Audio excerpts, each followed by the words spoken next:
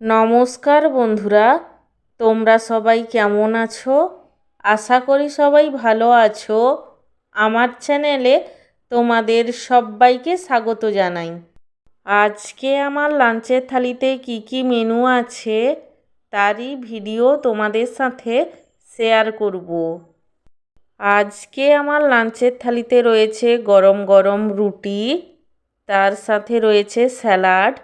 স্যালাডের মধ্যে রয়েছে শসা কুচি এবং গাজর কুচি।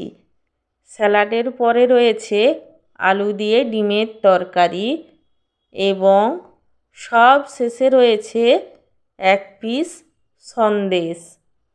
আমার আজকের এই লাঞ্চের থালির ভিডিওটি তোমাদের কেমন লাগলো সেটা কমেন্ট করে জানিও।